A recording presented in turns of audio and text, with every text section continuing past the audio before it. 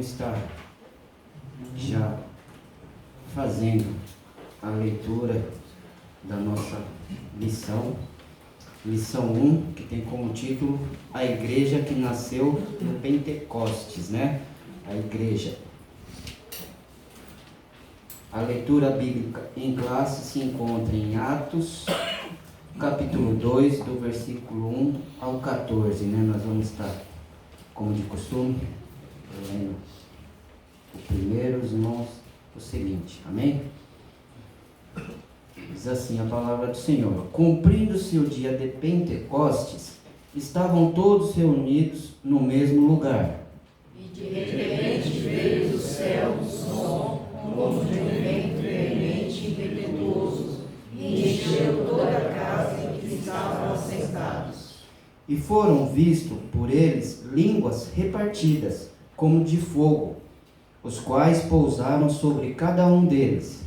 E todos foram cheios do Espírito Santo e começaram a falar em outras línguas, conforme o Espírito Santo lhes concedia que falassem.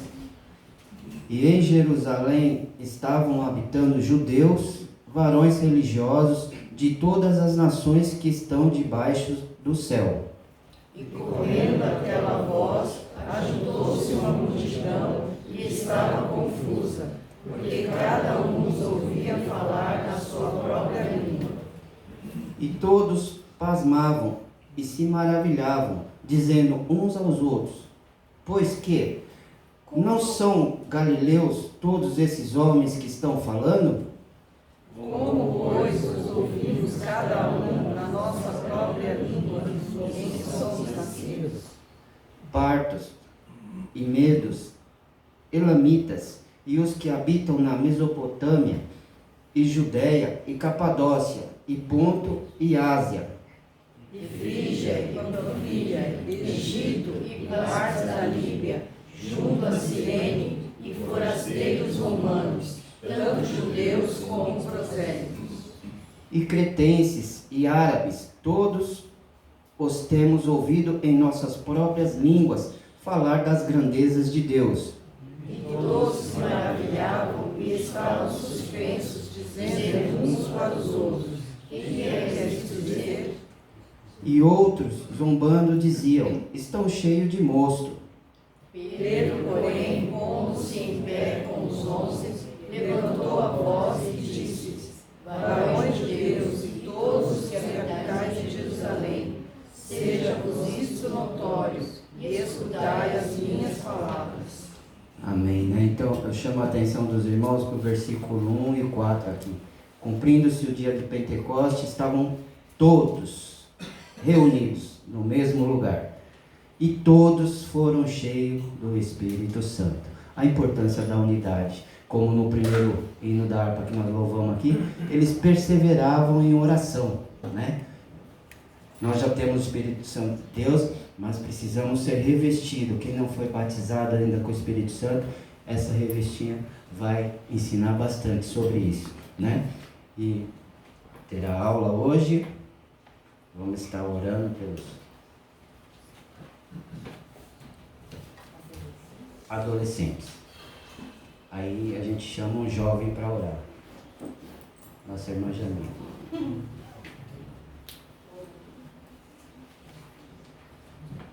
Cadê os adolescentes? Um chegou. Dois. Nós estamos. Toda amada igreja, com a paz do Senhor. Amém. Vamos estar orando pelos nossos adolescentes. Os irmãos podem estender a mão sobre elas. Senhor, meu Deus, Pai, muito obrigado, Senhor, por essas vidas, Senhor, de cada uma, Pai, que está aqui, Senhor, pois escolheram estar na Tua casa, Pai, aprendendo mais da Tua palavra, Senhor. Que o Senhor possa colocar cada vez mais a Tua palavra no coração delas, Senhor. Que o Senhor possa usá-las, Senhor, aonde elas estiverem, Senhor. Que o Senhor abençoe a professora, Pai, que irá ensinar a Tua palavra. Em nome de Jesus, nós te agradecemos. Amém. Amém. Amém. Vamos estar chamando nosso professor dessa noite, o pastor Inácio.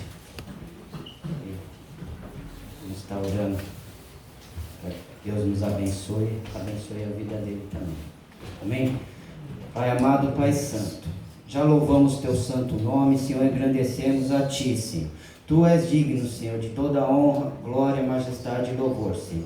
Neste momento, Senhor, nós te pedimos, Senhor, pela vida do teu filho que aqui está, Pai.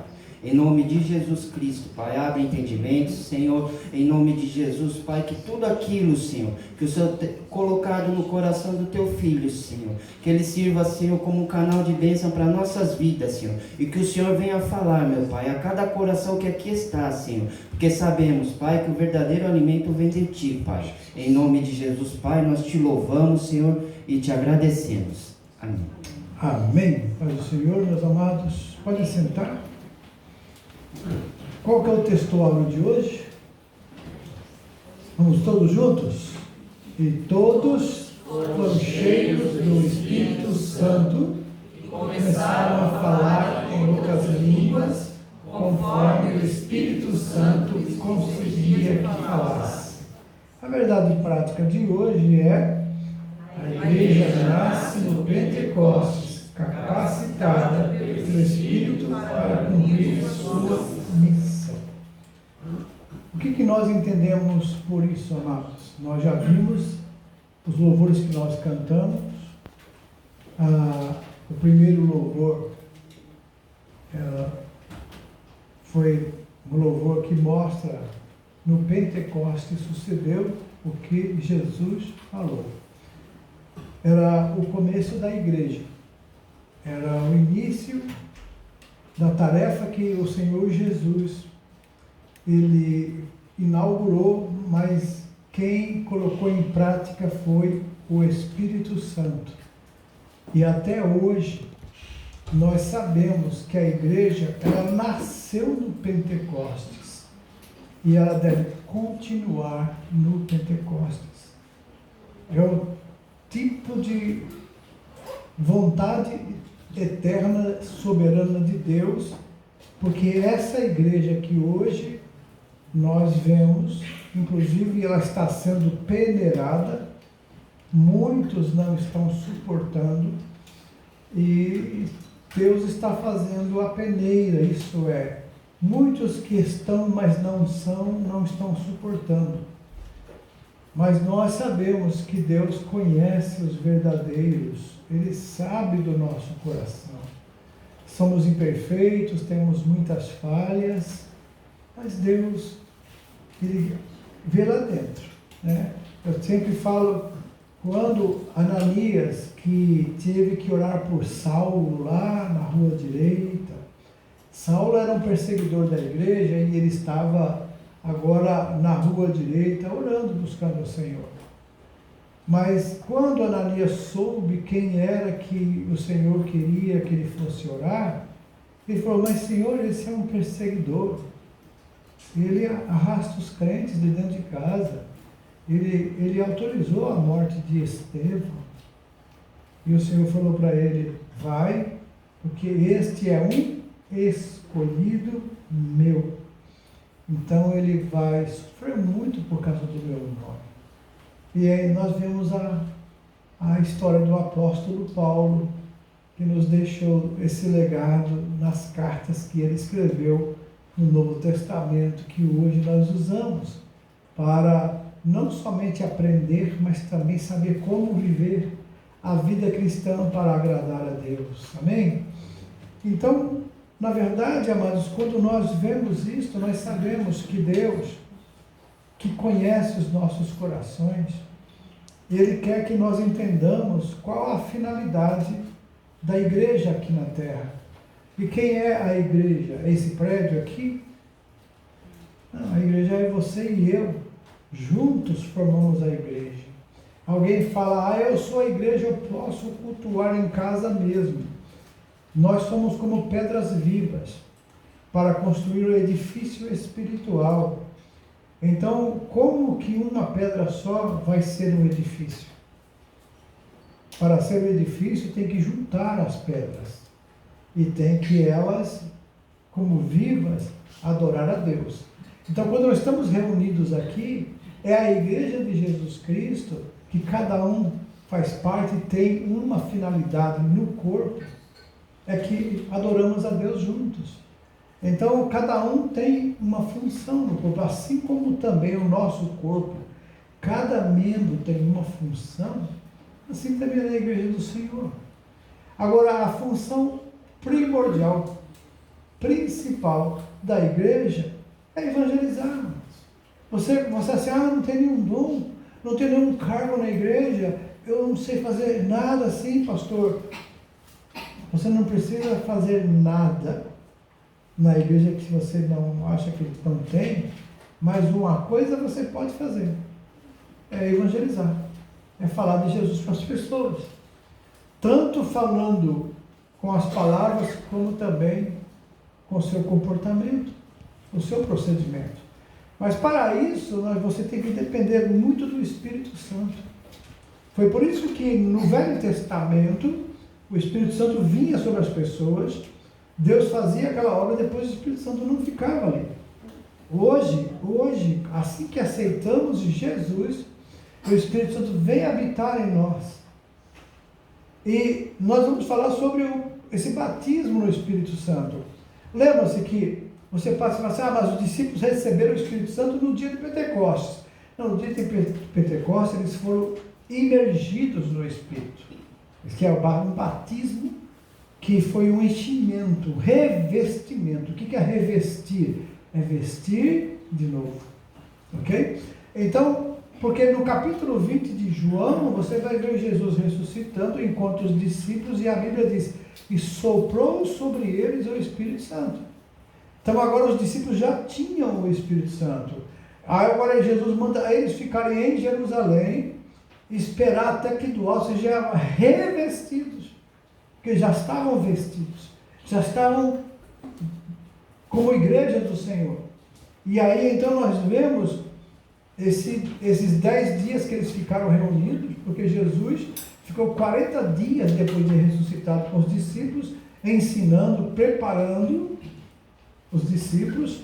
Assim que ele assunto no céu, ele diz, agora fiquem em Jerusalém, até que do alto vocês sejam revestidos de poder.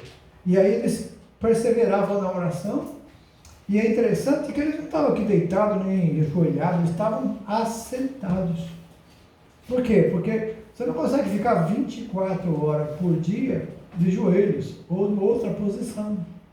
Então, a posição que você fica quando está orando não é tão importante quanto o seu coração ligado em Deus na oração.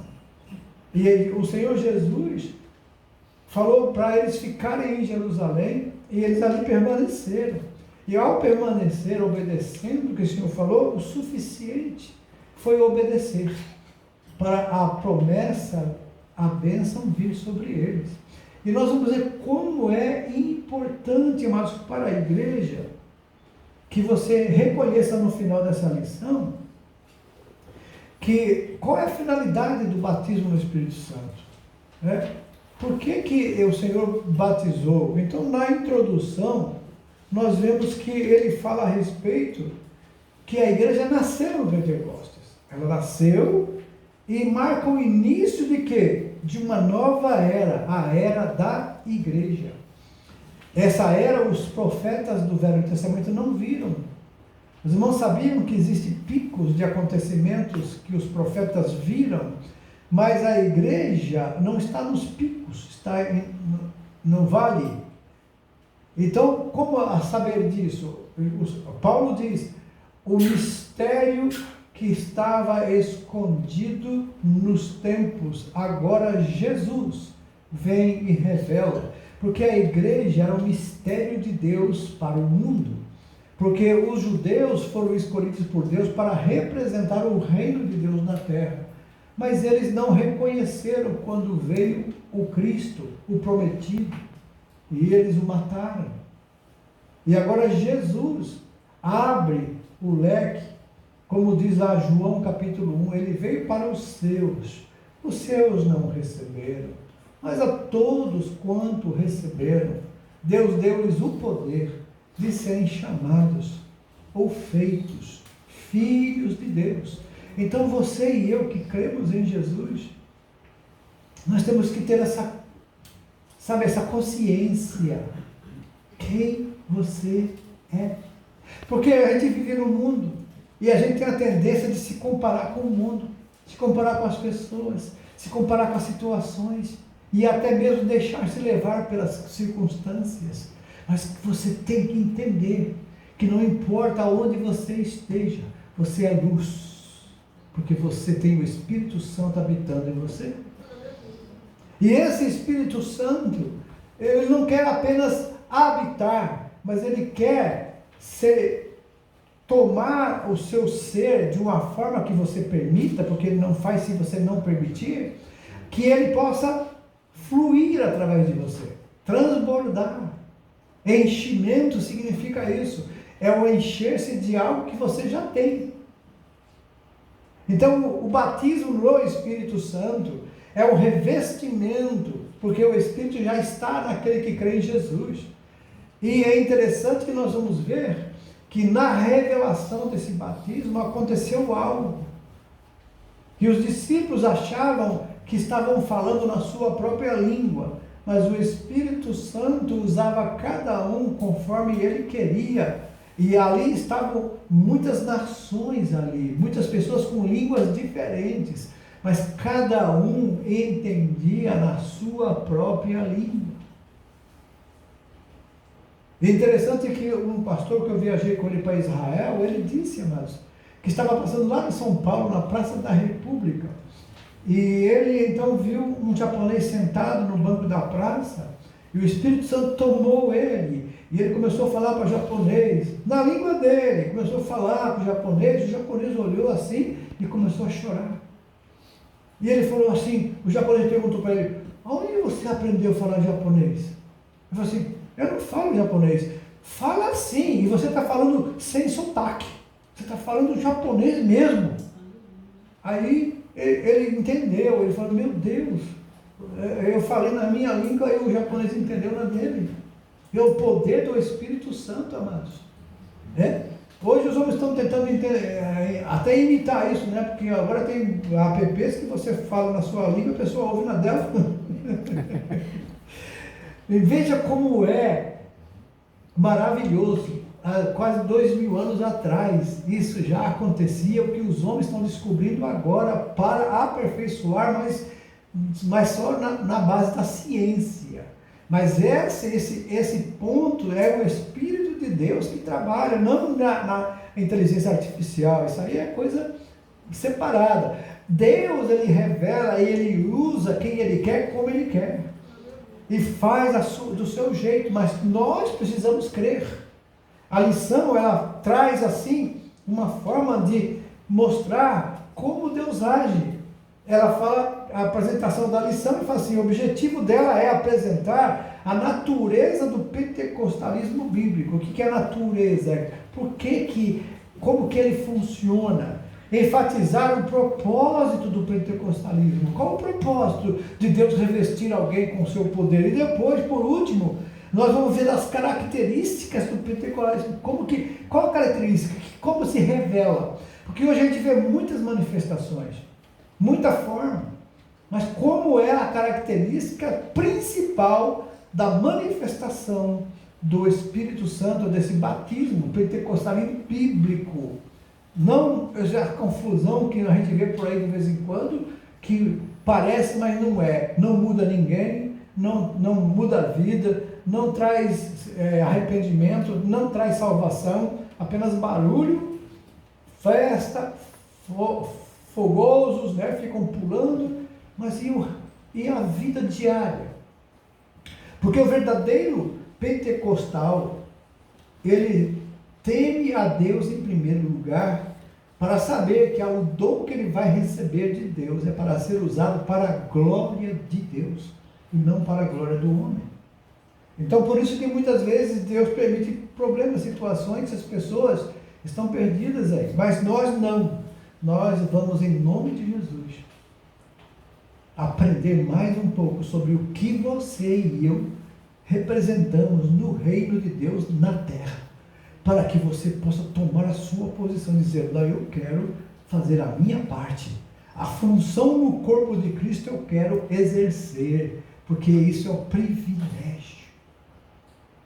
Sabe por que privilégio? Nós estamos na terça-feira tendo uns vídeos, os irmãos que não estão vindo, ou não estão ouvindo em casa, estão perdendo, falando sobre o temor do Senhor. Por que é temer a Deus? Porque a Bíblia fala que o temor do Senhor é o princípio da sabedoria. Então por que nós muitas vezes não somos sábios? Porque não entendemos o que é temer a Deus. Quando você entender que Deus que você serve, o tamanho desse Deus, que é imensurável, é algo assim que você imagina, como a ciência hoje vai nas coisas mais minúsculas, né? E lá no microscópio ele vê coisas e células e coisas que você nunca vai ver com seus olhos a nu, porque são pequenas demais, mas tem as divisões do núcleo, do átomo, e todas aquelas coisas que cada vez eles descobrem mais. Eles dizem, amados, que num olho humano, tem mais células do que as estrelas do céu, no olho só. Então veja que isso não é impossível algo nascer assim à toa, aparecer na natureza. E mostra o que? A grandeza do Deus que nós servimos. E esse Deus que faz essas coisas tão minúsculas, se um dessas células chocar uma com a outra, você fica cego. E são milhões e milhões que estão dentro do seu olho. Imagina no corpo inteiro. Agora, olha esse Deus. Deus, a Bíblia diz, o universo foi Ele que criou. E Ele diz que a terra é o estrado dos pés dele. A gente está na terra e estamos num dos menores países do mundo, né, o Japão. Né? Agora, você imagina, a gente para sair do norte até o sul do Japão, a gente gasta mais de um dia. Imagina que Deus tem a terra como algo que Ele pode pisar com o pé. Mas esse mesmo Deus que é tão grande, Ele desceu até nós, pela misericórdia, porque Ele nos amou tanto, que Ele mandou Jesus Cristo se tornar como nós, pequenininhos, partículas microscópicas de pó no universo. E Deus veio até nós, está aqui presente, aleluia, através da presença do Espírito Santo habitando em nós, que Jesus Cristo também, Ele diz que estarei convosco todos os dias. Ele está presente aqui hoje. E sabe quem é o batizador com o Espírito Santo? É Jesus. Então, se você quer ter essa experiência, fale com Ele. Jesus, eu quero esse poder.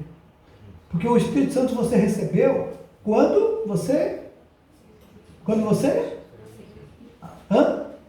Não estou ouvindo, parece que eu estou meio surdo, mas não é possível. Hã? Quando aceita Jesus. É isso mesmo? É isso mesmo? É isso? É, pela fé. Você recebeu o Espírito Santo quando aceitou Jesus? É isso?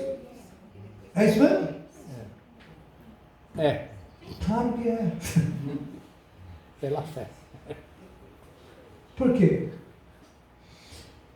Porque o Espírito Santo, Ele convenceu você do pecado, do juízo e da justiça. E quando Ele convenceu e você reconheceu que é um pecador e que precisa de um Salvador, você aceitou Jesus como Salvador. Aí então o Espírito Santo agora faz assim, pensa assim, Deus comprou você, Jesus pagou o preço, e quem vem habitar em nós é o Espírito Santo.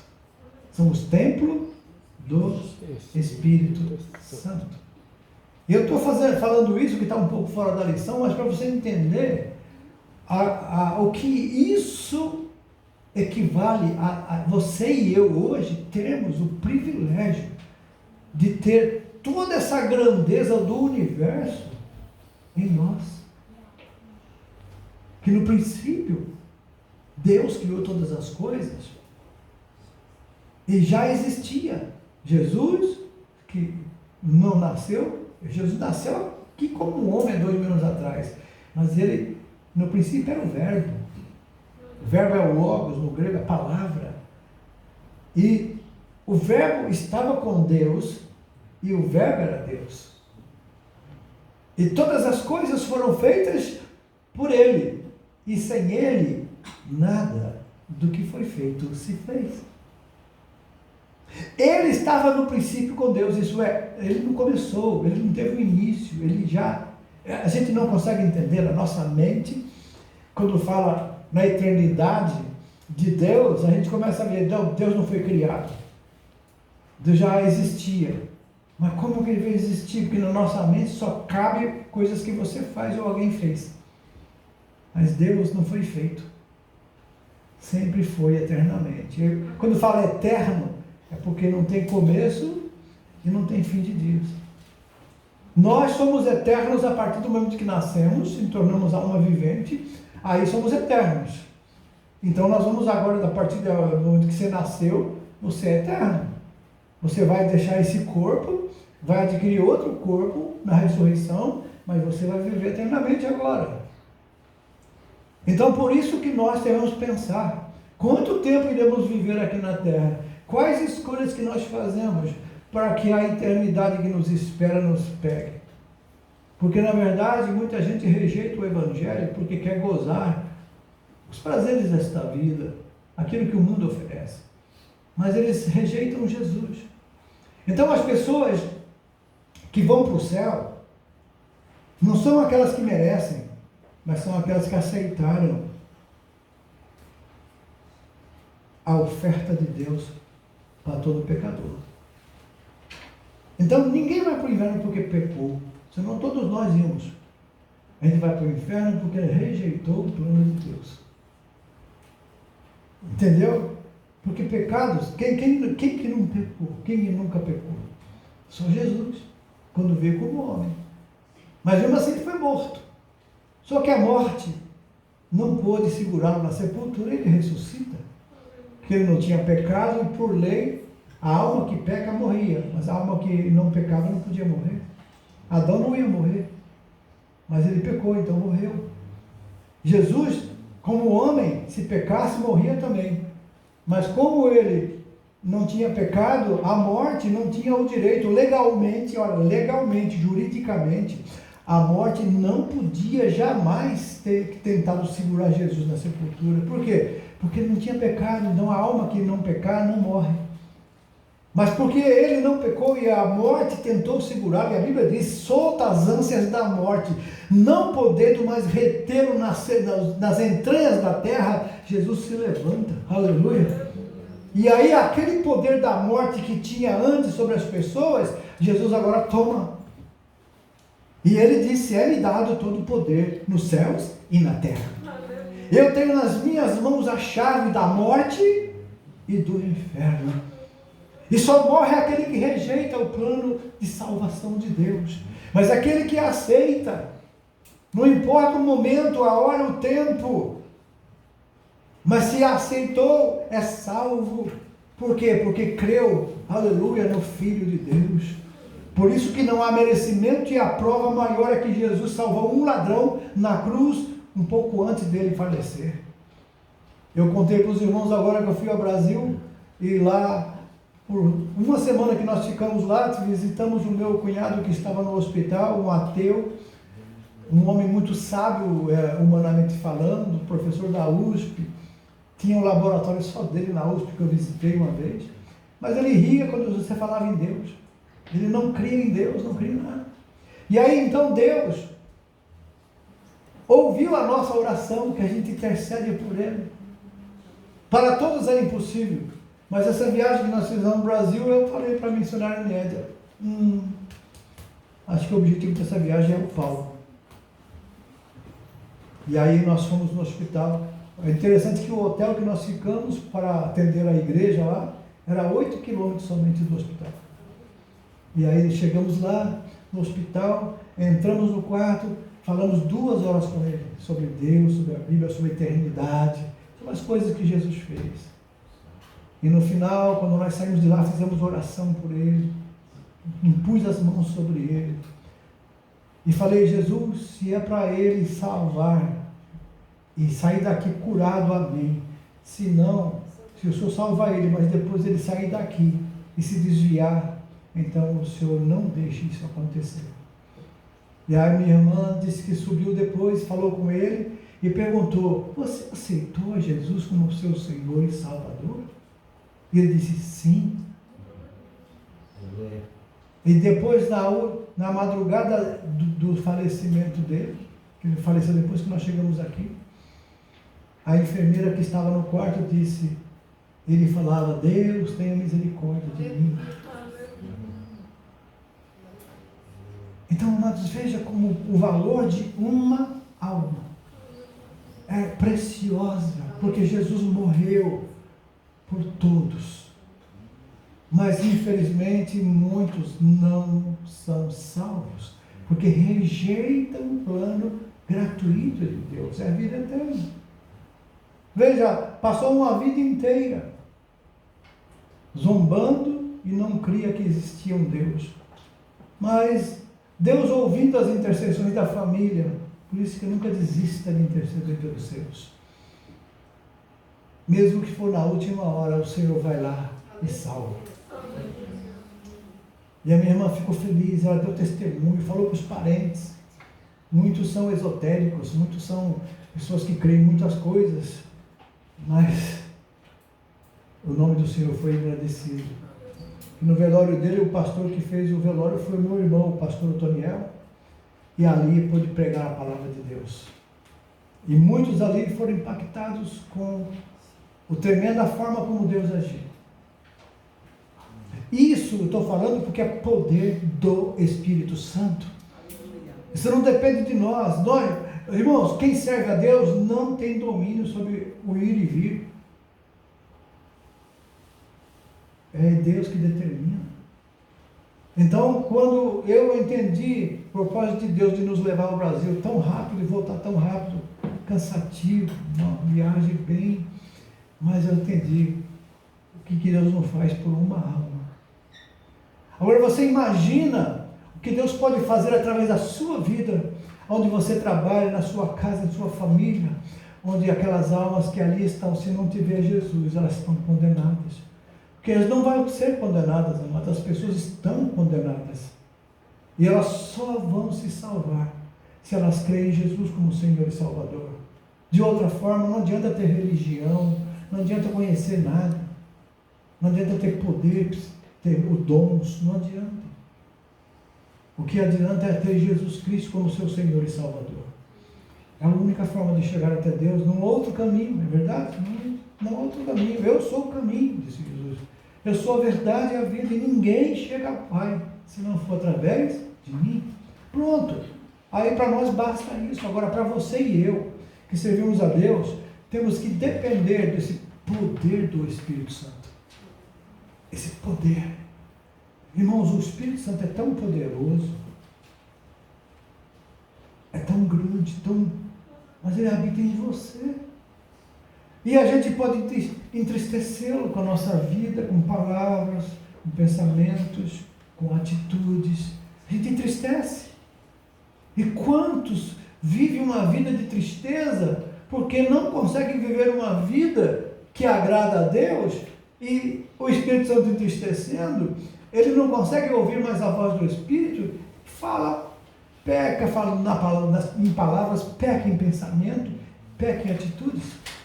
Mas quando nós deixamos o Espírito Santo nos dominar, quando vem os pensamentos, quando vem as coisas erradas, a gente repreende em nome de Jesus. Eu não aceito isso, eu sou um servo de Deus, uma serva de Deus. Eu tenho que glorificar o nome do Senhor, eu tenho que exaltá-lo, eu tenho que glorificar a Deus com a minha vida, com o meu comportamento, com a minha palavra, com aquilo que eu falo, aquilo que eu faço, aquilo que eu penso, tem que glorificar a Deus. Quando vem pensamentos errados, você fala, está repreendido, eu não aceito isso em nome de Jesus. E aí você tem uma vida que o Espírito Santo se agrada, se alegra. Amém? Vamos lá então.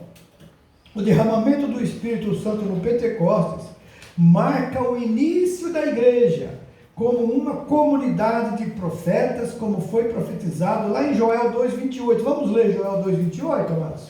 Vamos lá para a Bíblia? Vamos? Joel 2,28. Vamos lá.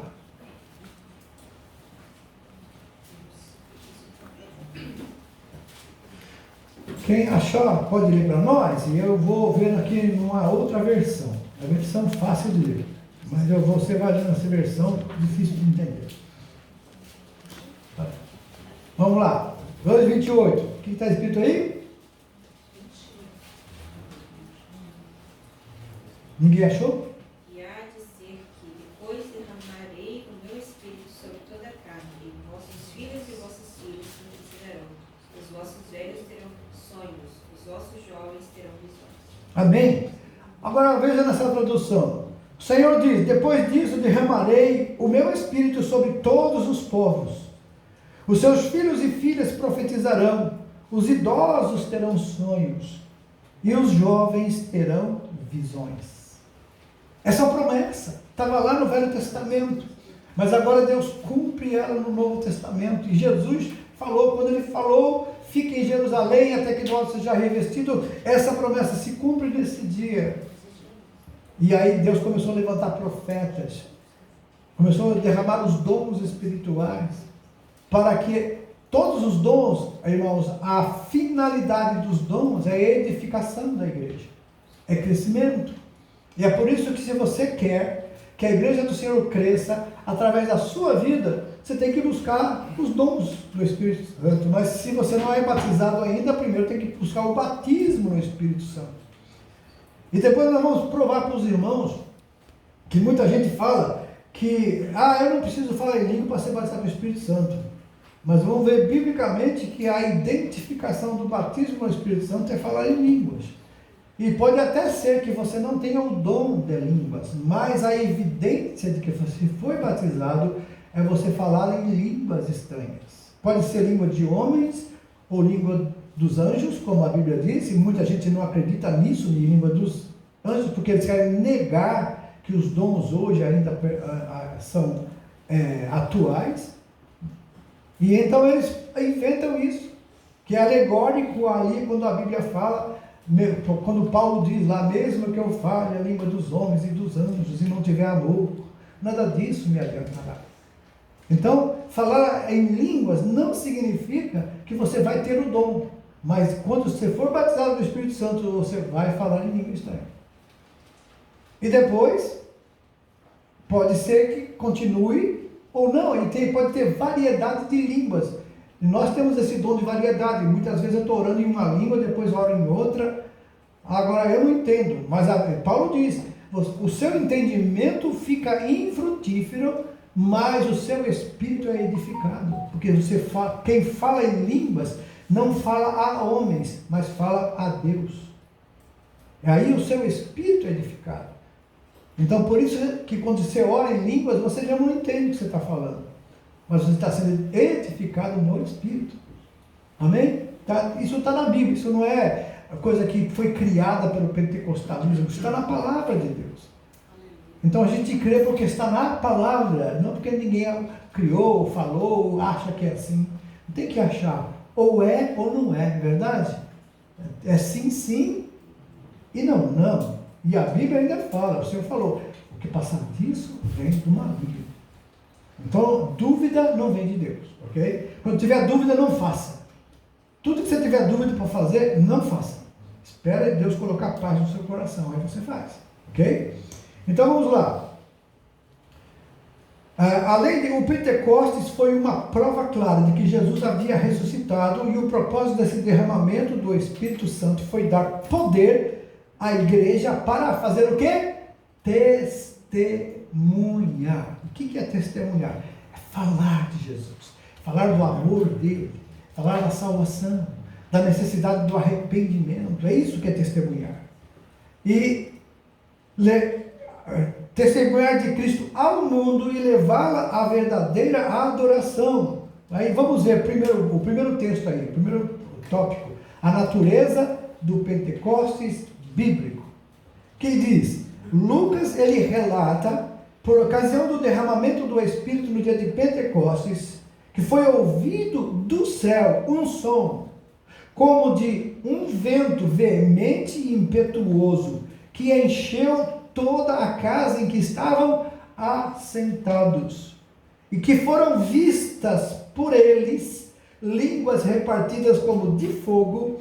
E os estudiosos da Bíblia explicam que esses sinais são manifestações da presença de Deus, chamadas de teofania. O que é teofanias? É Deus se revelando de maneira visível ou audível, como fez no Monte Sinai com Moisés, quando entregou a lei a Moisés, e naquela ocasião houve trovões, relâmpagos, um som forte, e o povo ouviu a voz de Deus e viu um grande fogo. Moisés, depois, ele lembrou ao povo desse momento, dizendo: desde os céus te fez ouvir a sua voz, para te ensinar, e sobre a terra te mostrou o seu grande fogo, e você ouviu as suas palavras no meio do fogo. Então, é um evento, amados, que aconteceu no Pentecostes, paralelo ao Sinai. Por quê? No Sinai, a presença de Deus se tornou real como uma das experiências mais marcantes na história do antigo povo de Deus, de uma forma muito mais gloriosa e profunda. O Pentecostes marcou o encontro do Espírito Santo de Deus com a igreja. Pentecostes, portanto, o que ela é? É a experiência do Espírito Santo. Lá no Sinai, a letra da lei foi escrita em tábuas de pedra. Aqui no Pentecostes, a palavra de Deus foi escrita no coração. Veja que Deus já tinha falado isso através do profeta Jeremias. Vamos ler Jeremias 31, versículo 33. Abra a sua Bíblia e vamos ler esse versículo que Deus já falou isso.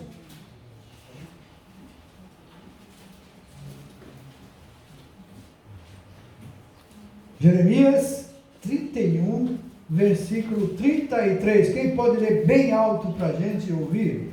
Mas este é o concerto que farei com a casa de Israel depois daqueles dias, diz o Senhor. Porei a minha lei no seu interior, e escreverei no seu coração, e eu serei o seu Deus, e eles serão o meu povo.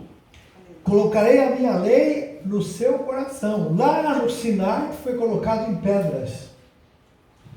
Mas agora Deus disse: eu colocarei agora a minha lei no seu coração. O que significa isso, amados? Que toda a lei de Deus agora, tudo que foi escrito tinha um centro, um objetivo: Jesus. Quando Jesus vem ao mundo, ele cumpre toda a lei que homem algum conseguia cumprir toda. E aí então, quando Jesus cumpre a lei, Deus agora em Jesus justifica todos nós. E agora nos enche do seu Espírito Santo. Por isso que hoje, por que a lei está gravada no nosso coração? Porque o Espírito Santo habita em nós. E Jesus, que é a palavra de Deus, é revelada essa palavra no entendimento pelo Espírito Santo. Porque tem a palavra que nós conhecemos, mas tem a palavra que é revelada. É diferente. Muita gente conhece muito a Bíblia, mas não consegue entender a revelação dela para viver. Então o Espírito Santo hoje que habita em nós, porque está escrito no coração, o Espírito Santo revela essa palavra a nós. Aleluia. Para nós entendermos e vivermos de uma forma que agrada o Senhor.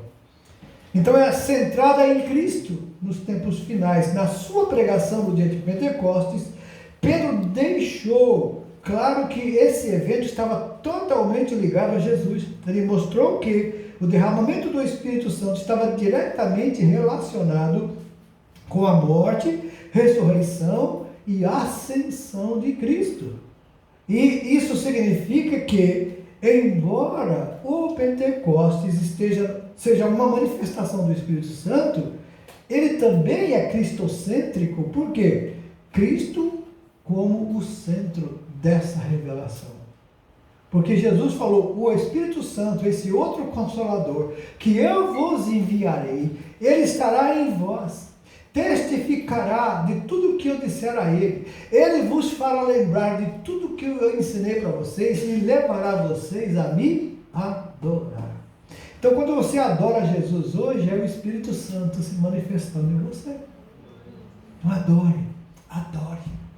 Lembra que eu tinha falado para os irmãos? Que junto com a tentação ou tribulação, Deus dá o escape. Esse escape, amados, é adoração. Você quer ver você mover o coração de Deus, você estremecer Deus, é quando você começa a adorar. Quando você está recebendo bênção, quando você está bem, está indo, está tudo bem. Mas quando você começa a adorar, principalmente na tribulação, no sofrimento, na angústia, na dor, você, ao invés de reclamar, de murmurar, você adora, você vai ver o mover de Deus nas circunstâncias. Aleluia. Deus muda tudo. Aquilo que era dor passa a ser paz. Aquilo que era uma tristeza, uma angústia, passa a ser paz. Porque é o que Jesus falou, a minha paz vos deixo, a minha paz vos dou, não como o mundo dá. Entendeu? Não existem circunstâncias que o mundo pode trazer, que é aquela paz que a gente acha, agora estou em paz. Estou bem, paguei minhas contas, tenho dinheiro no banco, estou bem, está tudo certo, tenho saúde. Essa paz é a paz do mundo. Mas a paz que Jesus dá é uma paz que você vai visitar um crente no hospital lá, que ele está mal, está quase à morte, e você vai confortá-lo, vai consolá-lo, e você sai de lá consolado. Porque a paz que ele tem lá, naquele leito de dor, muitas vezes, é uma paz que o mundo não conhece. Porque ele consegue, no meio da dor, ter paz. E testificar dessa paz. Eu já tive muitas experiências desse tipo, visitando doentes em hospitais. A paz que ele transmite, conforta a gente. A gente sai de lá, que foi meio assim, ai meu Jesus, tem misericórdia, eu estava sofrendo. Você chega lá, fala assim, uau, acho que eu estou pior que ele. Porque também, mas não é questão de estar bem ou não, é questão da paz que o mundo não tem, que só Jesus pode dar. E você sabe que aquele hino que a gente canta, né, que diz os mais belos hinos e poesias, eles foram escritos em tribulação. Porque quando você está em tribulação, em angústia, e você adora a Deus, é extraído da sua alma o que tem de mais sincero e honesto. Porque agora você está adorando a Deus, mesmo não sendo abençoado. E aí, então, isso que é realmente uma adoração verdadeira. O verdadeiro adorador, que adora a Deus em espírito e em verdade. Prove isso, amados. Prove. Vai ver como Deus muda as circunstâncias. Como Deus traz cura, faz milagres, traz harmonia no lar. É só adorar. Quando você reclama, Deus sai fora. Mas quando você adora, Deus entra e peleja por você. Então, na verdade, se o batismo ou o Pentecostes não fosse cristocêntrico, ele perderia o quê? O seu valor. Por quê? Sem a cruz de Cristo, o Pentecostes perderia o seu significado, pois não há Pentecostes sem a cruz. Por quê, amados? A cruz significa negar a si mesmo. É por isso que a igreja em si, ela só é um ambiente agradável e bom para quem ama a Deus. Quem não ama a Deus e que só quer bênção, ele vem para a igreja, ele fica incomodado. Se não tiver barulho, se não tiver alvoroço, ele sai da igreja, lá não tem poder. Lá, poder não está nessas igrejas, que todo mundo derruba a cadeira, sai voando por cima do banco. Esse que é a igreja de poder. Você viu lá aquela irmã profetizando, uma apontando para outra, profetizando contra uma ou contra a outra, e brigando entre elas porque quer ser mais profeta do que a outra. E tem igrejas assim, irmãos. E dá uma confusão danada, daqui a pouco as profetas, tudo querendo ser mais profeta que a outra, querendo dizer, não, eu sou profeta, você é falsa profeta. Não, você que é falso, eu sou profeta, Deus falou comigo. E aí então perde o sentido. O Espírito Santo, primeira coisa que a Bíblia diz, não é de confusão. Houve confusão, sai fora. Agora, ele é de verdade, e ele aponta, e ele fala, e ele revela. E ele traz milagres, ele traz cura, ele traz alegria, ele traz paz, ele traz, amados, unção. É isso que nós precisamos, a igreja do Senhor precisa ser cheia do Espírito Santo. Nós teremos unção, nós teremos profecias, nós teremos línguas, nós teremos dons, e Deus vai derramar a sua bênção. É isso que a igreja precisa entender. Que muitos irmãos, com medo de que venha a bagunça por aí, não tem medo até de falar em língua que de repente eu vou falar, pô, todo mundo me olhar assim. Oh! Que língua é essa? Não tenha medo. Se você tem um coração sincero e você está buscando a Deus, você tem contato com Deus.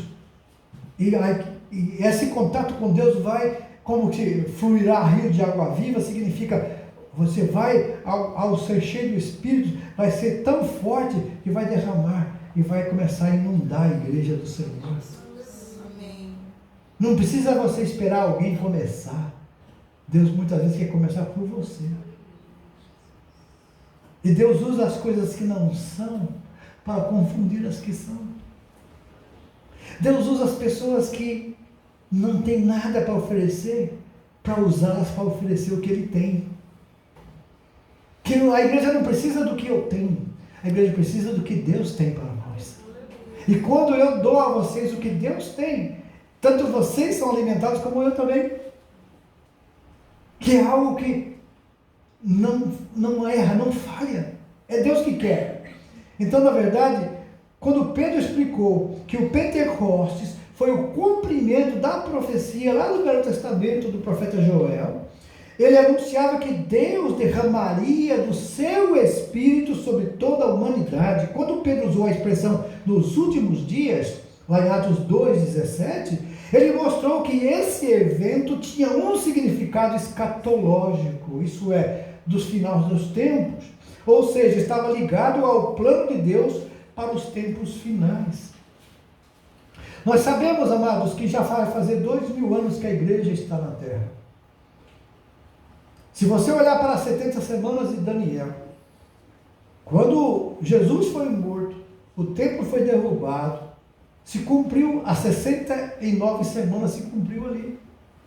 E eles esperavam, inclusive tem a igreja de Tessalônica e outras igrejas, achavam que Jesus já tinha voltado. Por isso que muitos já nem trabalhavam, queriam só esperar o tempo de Jesus arrebatar, mas já parecia que a igreja já tinha arrebatado, eles perderam. Então estavam todos angustiados. Aí Paulo escreveu e disse, não vai ser assim, até que aconteça isso, e ele começou a dizer. Mas enquanto isso não acontece, porque eles não entendiam que agora só faltava 7 anos para terminar tudo, é a última semana de anos. Mas parou. Porque os profetas não viram. Lembra que eu falei? O profeta não viu a igreja? Agora era a época da igreja, é um mistério revelado nos tempos. E como nós sabemos que um dia para Deus é 1000 anos, e 1000 anos um dia para Deus tanto faz. O nosso tempo é cronos, né? A gente conta, tem quantidade. O tempo de Deus é kairos, é o tempo perfeito. Então para ele um dia, um ano, 1000 anos é a mesma coisa. É por isso que muita gente não entende. Uau, mas não era para... Paulo escreveu, João escreveu, filhinho já à última hora, e, né, João falava isso, não aconteceu. E aí aqui no Novo Testamento diz, e muitos dizem, desde que eu nasci, desde que eu ouço meus pais falando, Jesus vai voltar, e ele não voltou até agora. Então a Bíblia já fala dos murmuradores, que vão murmurar e dizer, Jesus não veio até agora, eu já tanto falo que Jesus vai voltar, e ele não voltou. A Bíblia fala sobre isso. Mas agora, veja bem, as pessoas que já morreram, Jesus já voltou ou não para eles? Claro, porque agora não tem mais o que fazer. Enquanto você tem vida, Jesus ainda vai fazer alguma coisa. Morreu, acabou, é juízo. Só resta o juízo. Então é por isso que Deus faz isso que Ele fez agora com essa viagem, para ir atender a oração da família, das pessoas, para salvar uma alma. Porque é uma eternidade agora que espera a gente. Gente, irmãos, é uma eternidade, você tem que entender isso. Pense nisso quando você estiver desanimando da fé, você estiver pensando em desistir, de parar de vir nos cultos. Pense nisso. Você está escolhendo abandonar a fé, é perder a eternidade com Deus. Mas você vai viver a eternidade, só que num lugar totalmente diferente, no sofrimento.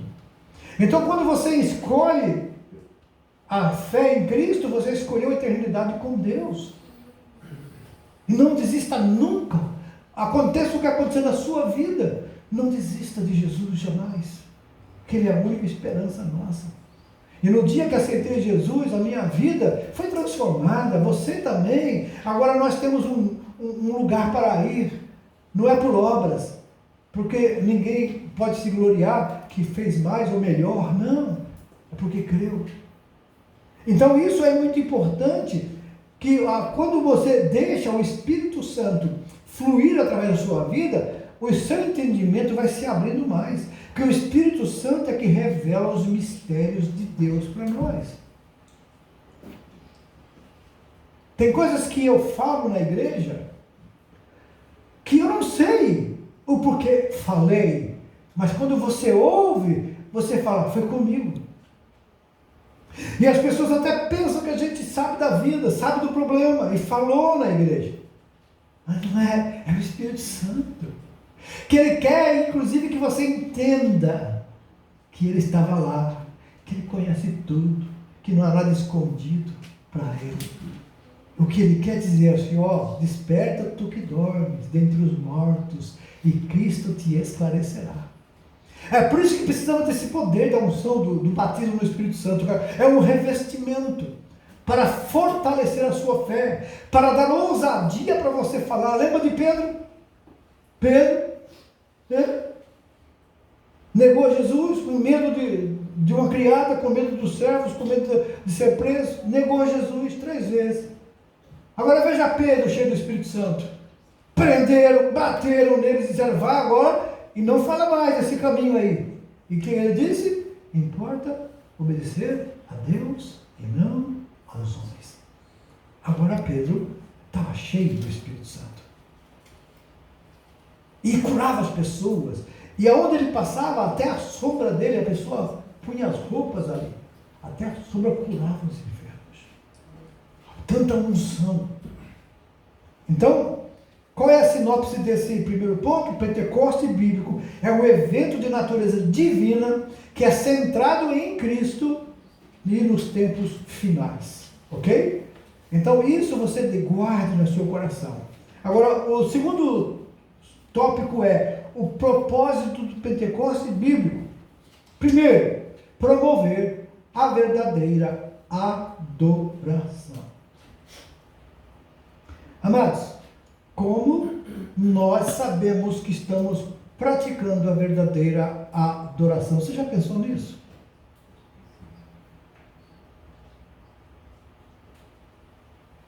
Já pensou? Como nós sabemos que estamos praticando a verdadeira adoração? Lembra que no começo falamos? É cristocêntrico isso antes, que Jesus tem que ser o alvo, o objetivo. Não é eu venho aqui para pregar e mostrar que eu sou um bom pregador. Não é para os músicos vir aqui e mostrar que conhece bem a música. Não.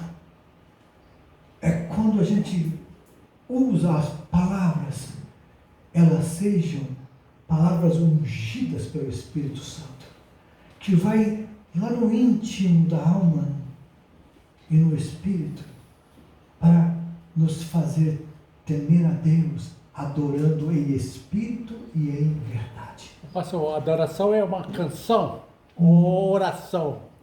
A adoração é até uma atitude sua. Limpar uma cadeira é uma adoração. Limpar a igreja é uma adoração.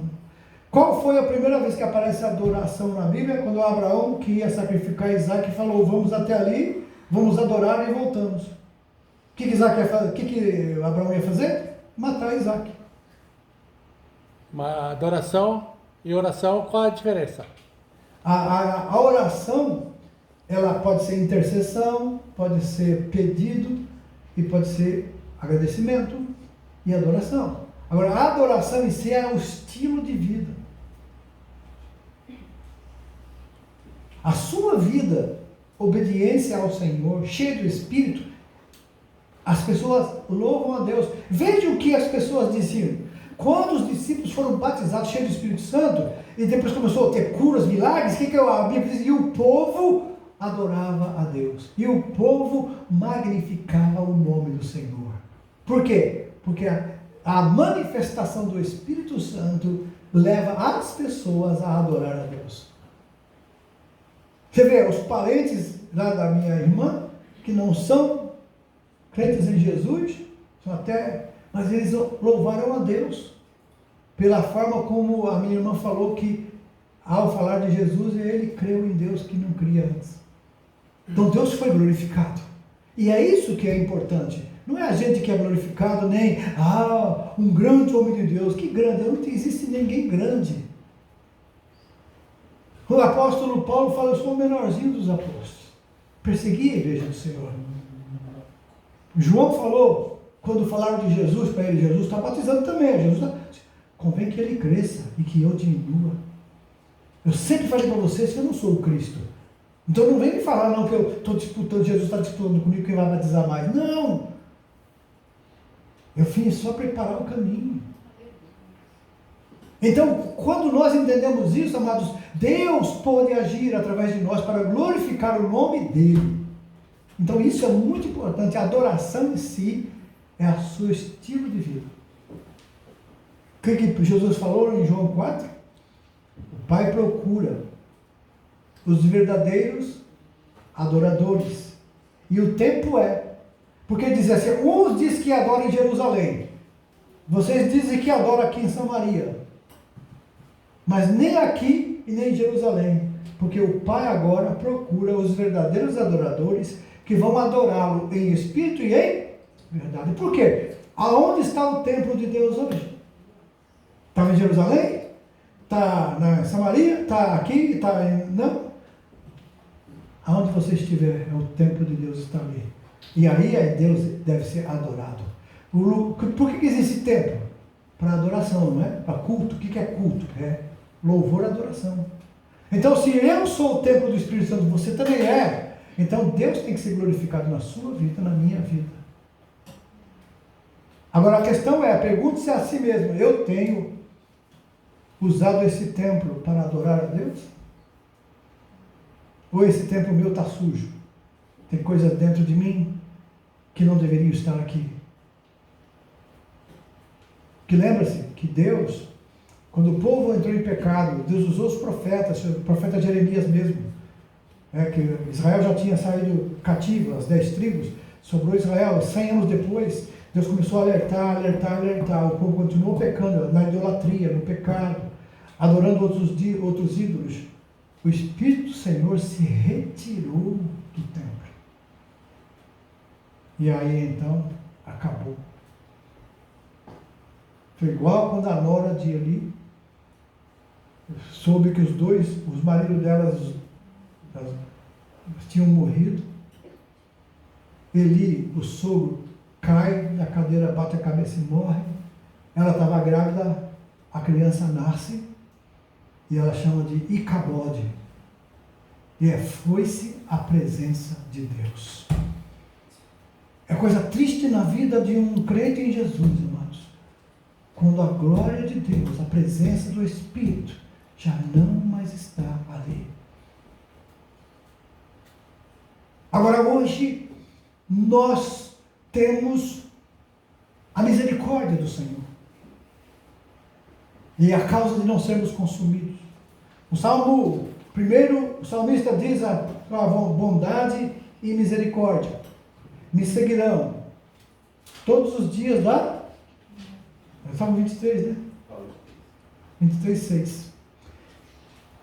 A sua bondade e misericórdia me seguirão todos os dias da minha vida, e eu habitarei na casa do Senhor para sempre.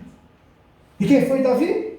Um homem que cometeu pecados, cometeu erros, mas quando Davi era confrontado, qual era a reação dele? Ele confessava, ele não procurava culpado. Ele simplesmente disse: eu pequei, só eu pequei. Leia o Salmo 51. Veja lá como Davi descreve o seu estado. Não retires de mim o teu espírito. Olha só.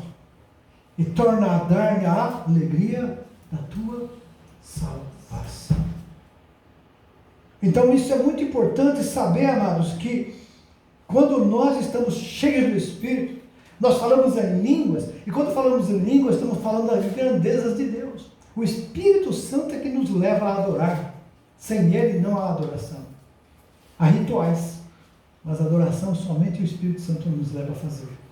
Tem muitos rituais bonitos, que parecem adoração, mas não é adoração. É apenas show. É apenas manipulação de emoções. As pessoas choram, as pessoas se alegram, as pessoas dançam, mas é só estímulo de sentimentos. Mas quando é pelo Espírito, estavam assentados. Quando veio do céu um vento veemente e impetuoso, encheu o lugar onde eles estavam. E todos foram cheios do Espírito Santo, porque viram vindo sobre eles línguas repartidas como de fogo. A língua não ficou em cima da cabeça deles, mas o fogo revestiu eles. E eles se tornaram como tochas humanas. Aquele parecia como de fogo. Não é que significa que pegou fogo, não. Mas como de fogo. Que a visão, assim como a sarça que Moisés viu no deserto, ela ardia, mas não consumia. É assim o fogo do Espírito. Ele arde, só queima a sujeira, só queima a palha. Mas ele nos limpa, purifica para o Senhor.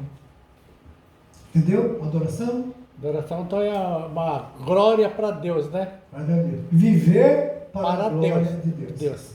Então, a oração é outra coisa. E o fogo pentecostal, ele promove o verdadeiro louvor, a verdadeira adoração. Porque é o Espírito de Deus que conhece os mistérios de Deus. É Ele que sabe a natureza de Deus. E aí, quando Ele tem liberdade em nós, Ele expande e traz essa revelação na mente daquilo que Deus quer de nós. E nós obedecemos. E também dá poder para testemunhar, porque aí você fica destemido. Você perde aquela vergonha. Ah, tem vergonha de falar. Se eu falar, vou perder a amizade. Se eu falar, não vão querer mais falar comigo. Se eu evangelizar, posso ser até discriminado na fábrica. Você tem que tomar cuidado, porque Jesus falou: aquele que me revelar diante dos homens, aquele que falar de mim diante dos homens, eu também falarei dele diante do Pai. Mas aquele que me negar diante dos homens, se envergonhar de mim, eu também me envergonharei dele diante do meu Pai que está nos céus. Então tome cuidado com essas pessoas que dizem: tem crente, amados, que é agente secreto. Ninguém sabe que ele é crente na fábrica. E tem medo, na escola também. Ninguém sabe que na escola você é crente, porque se souber, principalmente quem anda aprontando, né? Ai, não pode nem saber que eu sou crente, não vai ficar com vergonha. Então isso é se envergonhar de quê? Do Evangelho, é se envergonhar de Jesus.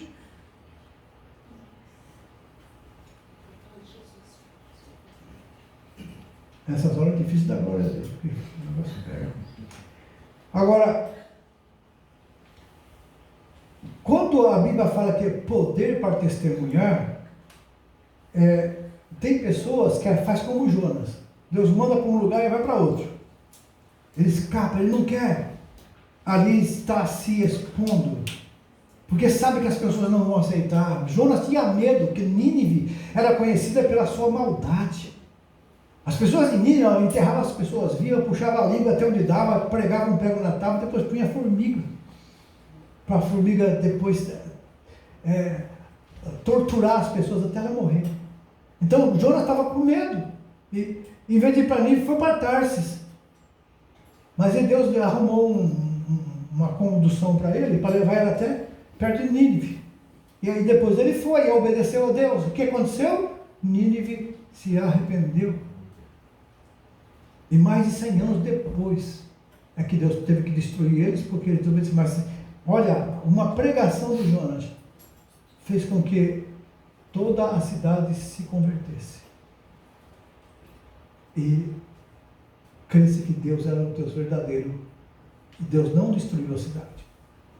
Então veja que essa força que nós temos não é de nós. Eu também tenho medo. Mas o Espírito Santo, quando ele tem liberdade em nós, ele deixa a gente com ousadia, mas também com sabedoria, para não falar de qualquer jeito. Não adianta chegar para as pessoas lá, sabe, todo mundo aqui vai para o inferno, tá? Todo mundo perdido, vai lá, vai para o fogo, vai cair do lago do fogo, vocês vão morrer. Não, aí você perde mesmo, aí você apanha, porque Deus vai deixar até essa manhã. Mas quando você fala, Jesus ama todos vocês, ele morreu. Quando você ora a Deus, fala, Senhor, eu quero falar para alguém hoje da tua palavra, Jesus vai mandar alguém falar para você. Vai comentar alguma coisa com você, você vai aproveitar aquele comentário para introduzir a palavra.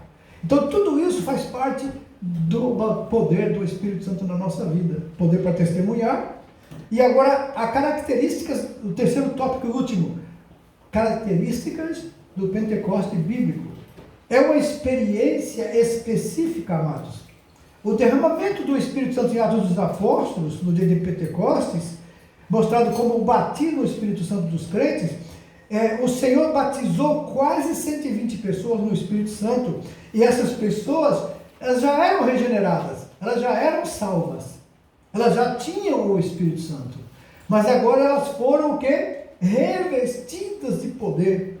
Então eram crentes, contudo Jesus mandou esperar pela experiência pentecostal o batismo no Espírito Santo, e por conseguinte o batismo é distinto da salvação. Pastor, quem não é batizado pelo Espírito Santo vai ser salvo? É distinto. Quem aceitou Jesus é salvo. O batismo no Espírito Santo é um revestimento de poder. E traz não somente crescimento para a pessoa que é batizada e recebe os dons, como também para a igreja do Senhor. Então, se ele ler no livro de Atos, você vai ver que a igreja crescia, se fortalecia e havia amor entre eles. Uma das coisas que o Espírito Santo promove é amor no coração, é respeito mútuo, é a gente querer o bem do outro, a gente querer as coisas boas acontecendo para as pessoas. E quando a pessoa conta alguma bênção que recebeu, em vez de a gente ficar triste ou com inveja, a gente fica alegre, porque o irmão foi abençoado. Amém. É isso que Deus espera de você e de mim. Amém? Amém. Então, Jesus mandou esperar. Eles estavam prontos, os discípulos foram 3 anos e meio treinados por Jesus, vendo os milagres, falando às multidões, eles vendo tudo aquilo acontecer, mas Jesus agora fica em Jerusalém. Até que do alto vocês sejam revestidos de poder. Fazia 40 dias que Jesus tinha ressuscitado. Agora mais 10 dias. Pentecostes, 50 dias, que era a festa das colheitas, as festas de que o povo comemorava a bênção de Deus para a alimentação. E qual foi a colheita que Jesus promoveu no Pentecostes? A salvação de quase 3.000 almas. Então tudo isso, amados, é que o Espírito Santo faz concorrer para o bem da igreja, para o bem da pessoa, e na verdade a obra salvífica de Cristo na cruz proveu a bênção pentecostal. É uma experiência definida e ela tem que ser contínua. Que é, lembra desse versículo que a gente usa como uma parte dele? Enchei-vos do Espírito. Então, na verdade, essa é uma palavra que mostra continuidade. Não vos embriagueis com o vinho em que há contenda, mas enchei-vos do Espírito. Ou você pode dizer enchendo-vos, porque o enchimento ele tem que ser contínuo, porque você vai usando aquele enchimento. É como uma caixa d'água, não é verdade? Você, ela enche, fica cheia, mas ela vai usando e aí depois vai entrando mais. Se parar de entrar, o que vai acontecer? Vai esvaziar. Então, o buscar o poder do Espírito, esse poder, é buscar enchimento cada dia. Toda vez que você acordar, diga: Deus, hoje me dá mais do teu Espírito. Deus, hoje me dá mais graça. Deus, hoje me ajuda na fábrica. Senhor, esteja comigo. Você lê um versículo da Bíblia, você começa a meditar nele, você canta um louvor ao Senhor, você é um adorador. O adorador é assim, ele quer adorar, ele quer pensar em Deus, ele quer lamentar. Aí vem os pensamentos, vem as distrações, de repente você percebe: opa, Deus maravilhoso, olha só. Então tudo você coloca a vida, porque você é o adorador. O Espírito Santo faz isso. É o fruto dele na nossa vida que nos leva a ser as pessoas pacientes, as pessoas benignas, as pessoas que não ardem ciúmes, que não se ensoberbece, que não suspeita mal, que não trata com leviandade, que não engana ninguém, mas que é verdadeiro, que as pessoas confiam que você, quando você fala, é verdade.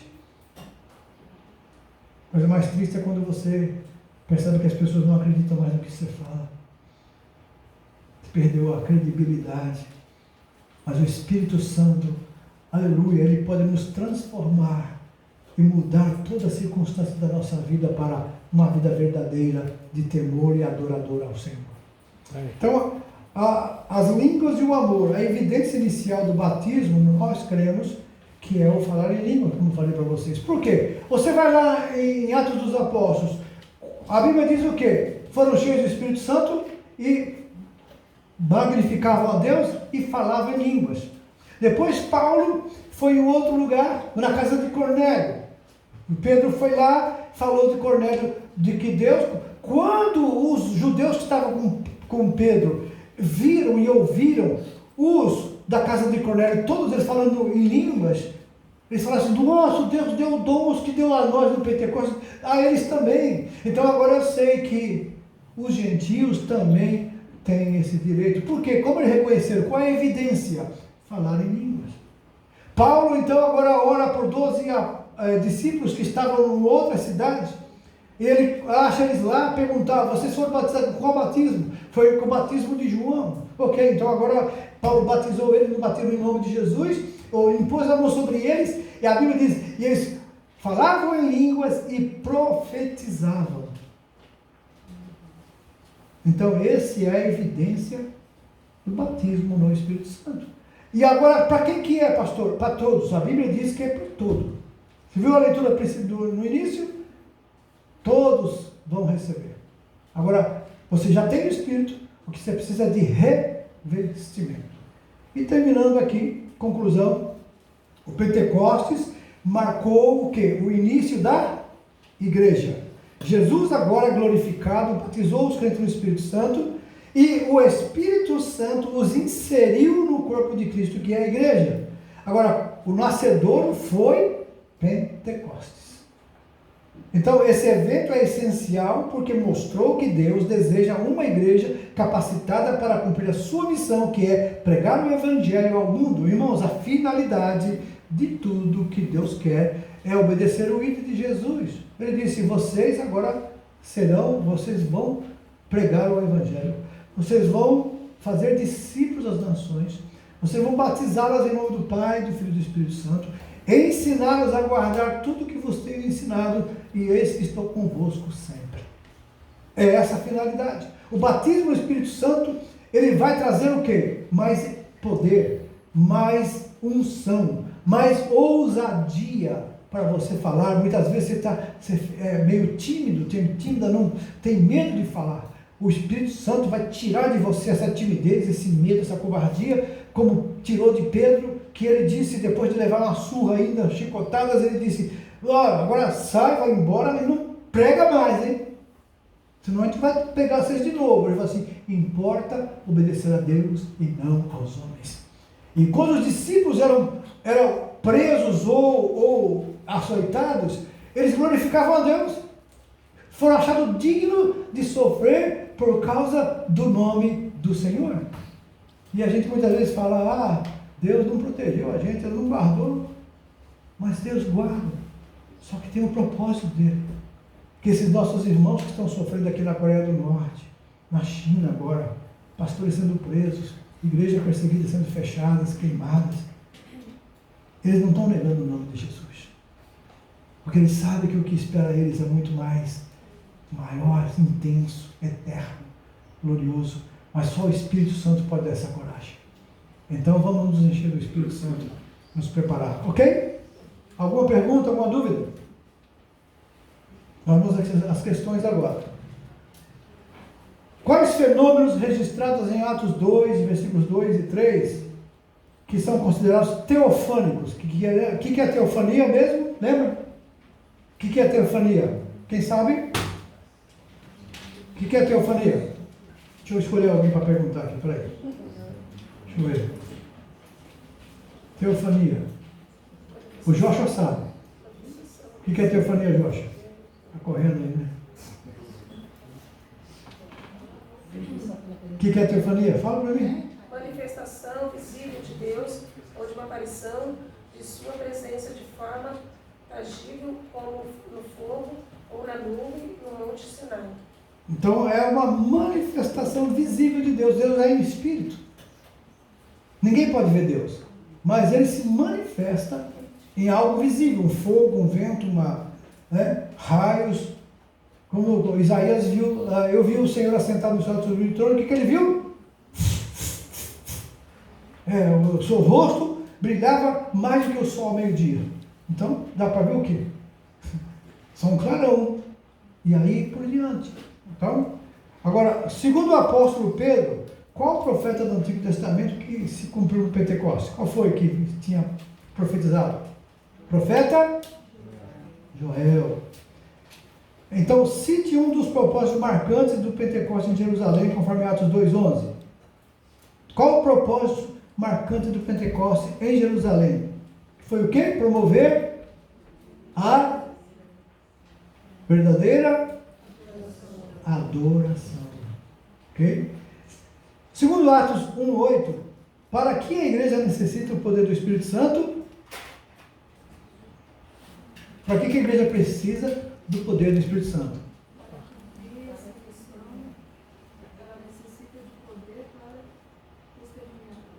Necessita desse poder para testemunhar. Foi o final que nós falamos.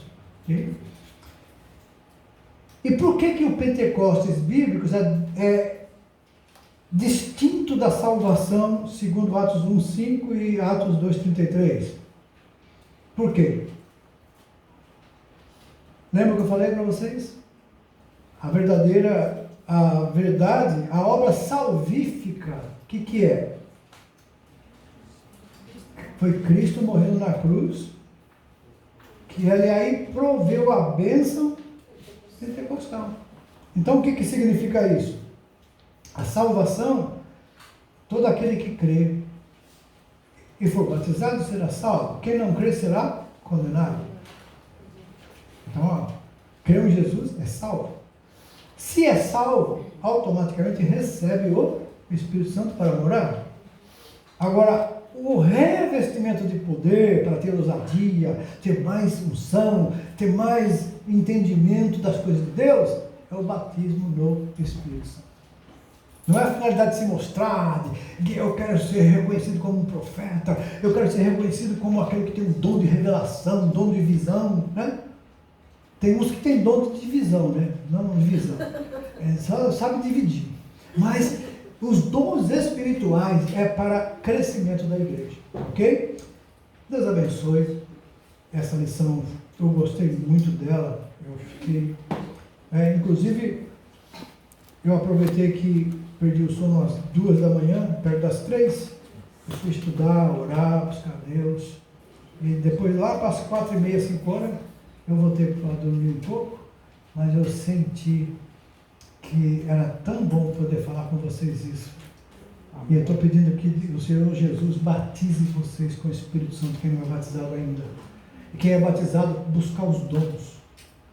Porque a igreja, ela é edificada pelos dons. Vamos ficar em pé, irmãos. Vamos orar, Senhor.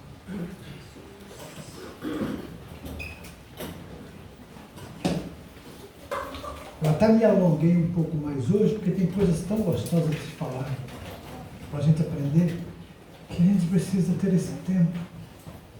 Verdade, irmãos.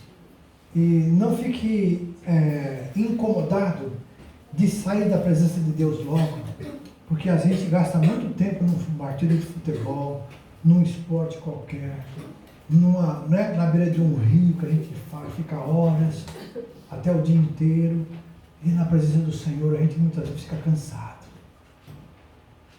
Mas agradeça a Deus porque você tem esse privilégio de estar aqui, o Espírito Santo habitar em você e você ser uma pessoa de Deus. Amém. Amém? Abaixe sua cabeça. E quem crê,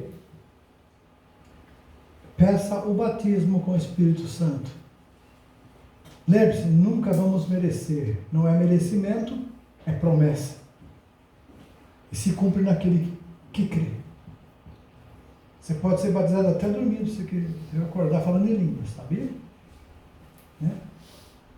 Vamos orar? Pai querido, santo e eterno. Aqui está a tua igreja, teu povo, que te adora, Senhor. Mas, Deus, hoje nós vimos que adorar a Ti não é de qualquer maneira. Não é de qualquer forma. Temos que entender quem é que estamos adorando. A quem estamos prestando culto. Tu és tão imenso. Tu és imensurável, não tem como medir, mas o Senhor ao mesmo tempo mora dentro de nós. E escolheu o nosso corpo para ser templo do Teu Espírito. Perdoa, Senhor, por não reconhecermos esse privilégio muitas vezes. Perdoa, Senhor, por não Te adorarmos como precisamos adorar ou devemos adorar. Com gratidão, com alegria e não por necessidade ou por constrangimento, mas por alegria de adorar o Deus verdadeiro, o Deus que criou tudo, todas as coisas, o céu, a terra, tudo que há. E assim mesmo, o Senhor veio até nós, por amor, e pagou o preço dos nossos pecados, para que assim nós possamos receber a unção do Teu Espírito, o Teu Espírito habitando em nós, e temos a oportunidade de deixar Ele fluir através de nós, como um rio que sai das águas para abençoar as nações. É no nome de Jesus, Pai, que nós oramos. E a partir de hoje, Pai, não deixe esse ensino sair da mente do Teu povo, mas que eles possam, ao deitar, ao caminhar, ao trabalhar, lembrar do que o Teu Espírito hoje ministrou a nós. No nome de Jesus, Pai, nós oramos e Te adoramos, Te agradecemos. Te agradecemos. Em nome de Jesus. Amém. Pode sentar, amados.